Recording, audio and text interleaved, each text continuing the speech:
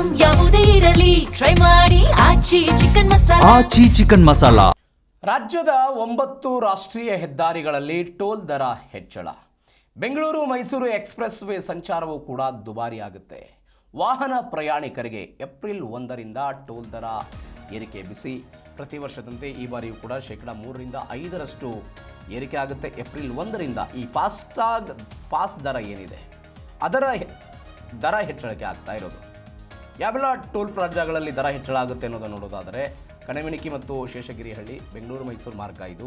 ಬೆಂಗಳೂರು ಹೈದರಾಬಾದ್ ಮಾರ್ಗದಲ್ಲಿ ಬೆಂಗಳೂರು ವಿಮಾನ ನಿಲ್ದಾಣ ರಸ್ತೆ, ಬೆಂಗಳೂರು ತಿರುಪತಿ ಮಾರ್ಗ, ಹುಲಿಕಂಟೆ ಮತ್ತು ನಲ್ಲೂರು ದೇವನಹಳ್ಳಿ.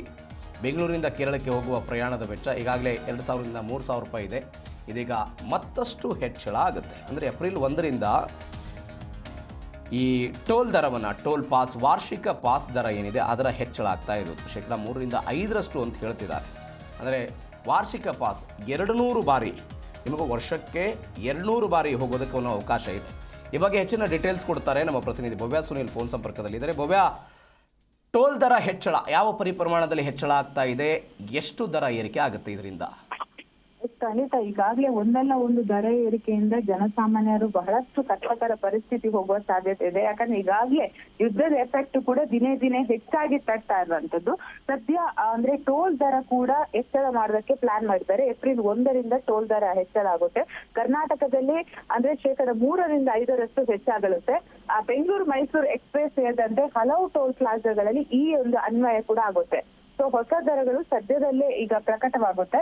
ಪ್ರಮುಖವಾಗಿ ಕಣಿಮಿಣಿಕಿ ಮತ್ತು ಶೇಷಗಿರಿಯಲ್ಲಿ ಬೆಂಗಳೂರು ಮೈಸೂರು ಮಾರ್ಗ ಆಗಿರ್ಬೋದು, ಬಾಗೇಪಲ್ಲಿ ಬೆಂಗಳೂರು ಹೈದರಾಬಾದ್ ಮಾರ್ಗ ಆಗಿರ್ಬೋದು, ಸಾದಹಳ್ಳಿ ಬೆಂಗಳೂರು ವಿಮಾನ ನಿಲ್ದಾಣ ರಸ್ತೆ ಆಗಿರ್ಬೋದು, ಬೆಂಗಳೂರು ತಿರುಪತಿ ಮಾರ್ಗ ಸೇರಿದಂತೆ ಹಲವು ಟೋಲ್ಗಳನ್ನ ಸುಮಾರು ಅಂದ್ರೆ ಈಗಾಗಲೇ 2,000 3,000ವರೆಗೆ ಇರುವಂತದ್ದು. ಟೋಲ್ ಹೆಚ್ಚಳದಿಂದ ಈ ವೆಚ್ಚ ಇನ್ನಷ್ಟು ಏರುತ್ತೆ ಅನ್ನೋ ಮಾಹಿತಿ ಕೂಡ ಈಗಾಗಲೇ ಲಭ್ಯವಾಗಿರುವಂತದ್ದು. ಅಂದ್ರೆ ಏಪ್ರಿಲ್ 1ರಿಂದ ಅಧಿಕೃತವಾಗಿ ಈ ದರ ಕೂಡ ಬರುತ್ತೆ. ಆದ್ರೆ ಇದನ್ನ ವಾಹನ ಸವಾರರು ಯಾವ ರೀತಿ ಸ್ವೀಕಾರ ಮಾಡ್ತಾರ ಅನ್ನೋದು ಕೂಡ ಇಲ್ಲಿ ಪ್ರಮುಖವಾಗಿರುವಂತದ್ದು. ಯಾಕಂದ್ರೆ ಈಗಾಗಲೇ ಇರಾನ್ ಇಸ್ರೇಲ್ ಯುದ್ಧದ ಪರಿಣಾಮವಾಗಿ ಡೀಸೆಲ್ ಪೆಟ್ರೋಲ್ ಬೆಲೆ ಕೂಡ ಏರಿಕೆ ಆಗುವ ಸಾಧ್ಯತೆ ಇದೆ. ಸೊ ಇದು ವಾಹನ ಸವಾರರಿಗೆ ಮತ್ತಷ್ಟು ಬರೆ ಎಳೆದಂತ ಆಗುತ್ತೆ.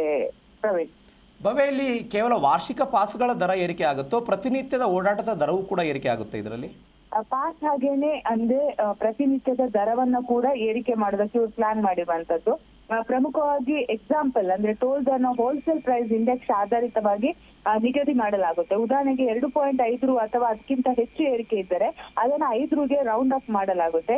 ಈ ಪರಿಷ್ಕರಣೆ 2008ರ ರಾಷ್ಟ್ರೀಯ ಹೆದ್ದಾರಿ ಶುಲ್ಕ ನಿಯಮಗಳ ಪ್ರಕಾರ ನಡೆಯುತ್ತಿದೆ ಅನ್ನೋ ಮಾಹಿತಿ ಕೂಡ ಲಭ್ಯವಾಗಿರುವಂತದ್ದು. ಈಗಾಗಲೇ ಸೆಪ್ಟೆಂಬರ್ 1ರಂದು ದರ ಹೆಚ್ಚಳ ಜಾರಿಗೆ ಬರಲಿದೆ ಎಂದು ಹಿರಿಯ ಅಧಿಕಾರಿಯೊಬ್ಬರು ಕೂಡ ಈಗಾಗಲೇ ತಿಳಿಸಿರುವಂತದ್ದು. ಅಂದ್ರೆ ಈ ಹಿಂದೆನೆ ಸೆಪ್ಟೆಂಬರ್ ಅಲ್ಲಿ ಇದು ಪ್ಲಾನ್ ಮಾಡ್ಕೊಂಡಿದ್ರು. ಸೊ ಹೀಗಾಗಿ ಇದನ್ನ ಯಾವ ರೀತಿ ಹೆಚ್ಚಳ ಮಾಡ್ತಾರೆ ಅನ್ನೋದು ಕೂಡ ಈಗಾಗಲೇ ಕುತೂಹಲ ಇರುವಂತದ್ದು. ಸದ್ಯದ ಮಾಹಿತಿ ಪ್ರಕಾರ 3 ರಿಂದ 5% ವರೆಗೆ ಹೆಚ್ಚಿಸ್ತಾರೆ ಅನ್ನೋ ಮಾಹಿತಿ ಕೂಡ ಇರುವಂತದ್ದು. ಓಕೆ ಭವ್ಯ, ಥ್ಯಾಂಕ್ ಯು ನಿಮ್ಮೆಲ್ಲ ಡೀಟೇಲ್ಸ್ಗೆ.